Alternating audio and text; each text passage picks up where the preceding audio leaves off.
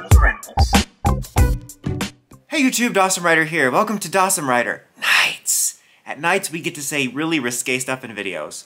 Hotaro's a doo-doo head. We have a ton of BoonBoomger news breaking in regards to basically getting all the main info about the toys and kind of like these little mini trailers showing off more so the toys and everything, but it gives us a look at a lot of things, so I wanted to record this while it was relevant. I've tried night setups before and I've gotten mixed results, so let me know if this looks okay. I'm kind of tweaking with it so I can record videos more at night if I need to, or live streams or whatever, but that's not what you're here for. You're here to me say, Hotaro's a doo-doo head. Did I just call him Hotaro? Let's get started. So first of all, we have this kind of little mini trailer that shows off the mecha in general, and most of it is kind of more live action-y to show off like what they look like before we get to the toys. And it opens up with a bunch of what I thought were the toys but are just live action shots of the cars, which I think overall in terms of the individual vehicles, they're still pretty boring to me, to be honest, but some of them look pretty nice in these live action shots. Like Blue's got a really nice like shiny blue to it.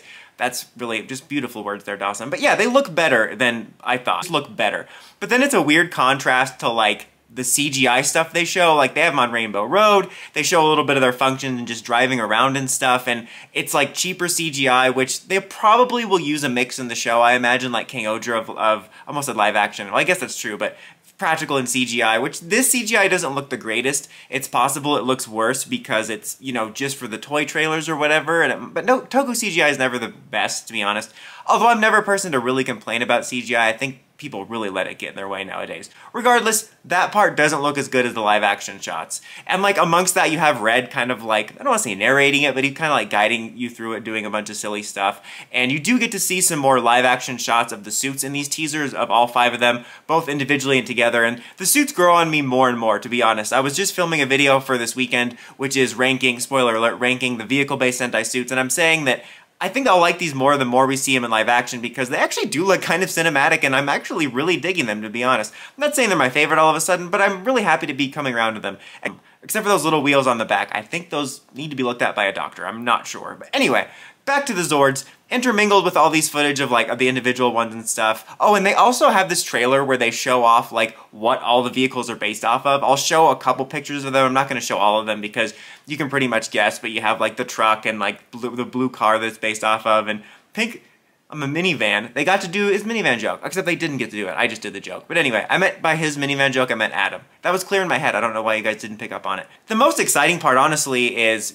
seeing the Megazord formations in the middle of this. I probably just set some purists off by saying Megazord. It's just so much easier to say. It's so sayable. Anyway, you get a look at the main mecha, of course, which you've seen, but it does look good in live action. I have to say, it's also really growing on me. Still not my favorite. I think that the arms still, like, contrast a little bit, which I think is the point, but it feels more like an auxiliary formation than a main formation. But the overall, like, core robo actually looks pretty good. I'm kind of digging it, to be honest with you. But the main headline is we get a look at the other 3, like, I guess, auxiliary formations, you could call them. One of them, I don't remember the exact names, but it's like a construction form, which has a lot of personality. Like, the face, it looks like if these were individual characters, it looks like it would be the funny one. I actually kind of dig that one. I'm like really endeared to it. And then you have the one that's like Robo Police or something like that. It's using the police mecha, and that one looks really cool. It has like a futuristic RoboCop-like vibe to it, which I'm really digging, to be honest. And then most of all, though, the headliner, in my opinion, is the Night form, which looks really awesome. Far and away the best one of the system. Just really, really badass. Love the hell out of it, to be honest. I'm actually really impressed with these forms. I didn't think I was going to like it this much. Like, in general, the altogether mecha has been growing on me the more and more we've seen it. Like, my stance on the individuals has remained largely the same. I still think they're boring, even if some shots make them look better. These little auxiliary forms, like, changing the look of the mecha to look, almost kind of reminds me of Rider forms with how different they look. They look really cool. I really like them a lot, especially like the Night one, and it makes me kind of excited for possible ones in the future if they can change ones up and make them look like different genres, because honestly I kind of assumed it was going to be something like BookBoomger where the theme was just vehicles and all of them would look very vehicle based, but these actually look really different from each other and really awesome. I'm actually pleasantly surprised with them. The toy pics also show like a breakdown of what each individual form is and stuff. I'm a little disappointed too because like I was like, I might just pick up the main mecha and call it a day. I'm not that into all the auxiliaries we've seen so far in the leaks. But damn, they actually look kind of cool, so I'm probably going to have to pick these up. Speaking of, we also have a look at the toy. We have some press photos, which I'll put up a couple photos of, but we also have like the demo videos. Show off kind of the functions of the way it works and the way it transforms and like the articulation, and it is less articulated than King Odra as expected. You do have some articulation like in the arms and stuff, which is a little disappointing because I did like the direction that was leaning. I have to say though, like seeing the look of it on video, it actually looks really good. Like even before they moved it around and they showed like, hey, the arms and stuff can still move. For like the more brick look of it, it actually looks like one of the better ones. Like I've collected these mech for years and I've always liked it and there's always a certain charm to the brick stuff, but I think that's more like nostalgia. I do like it to look closer to the show, and I have to say for standing more like at attention, it actually looks pretty good. Same thing with the toy formations. They actually, for more leaning towards the classic Sentai brick, they look closer to the show than you do get a lot of times. Speaking of the toys, you know, we get more looks also at the changer and the weapons. Like a lot of the press photos and stuff, you know, we've already seen it, we know what it looks like. It does highlight the way that the morpher does work with all, like everything basically. Like it works with the individual cars, it can go on the back of the mecha, it also can work with the steering wheel, and I think that's really neat. I think that's probably a lot of fun for kids if they get a bunch of the merchandise or at least some of it. Also for collectors, you know, it's a little bit rewarding to have all that. I think it's just fun for this energy of the line.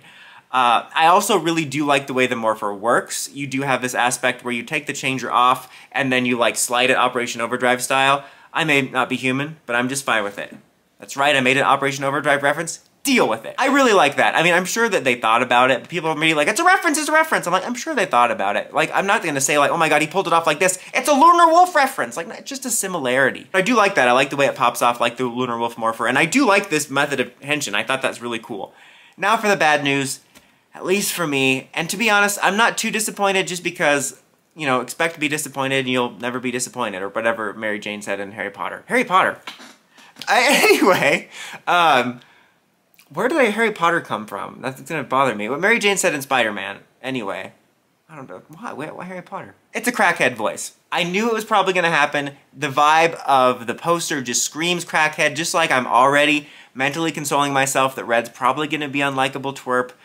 It's a crackhead to change your voice. I do like some of the jingles. I'll try to play a brief clip if I can get just a sampling of the voice, and like some of the jingles that play both in the, what I thought was the henshin, and when they were using the tire.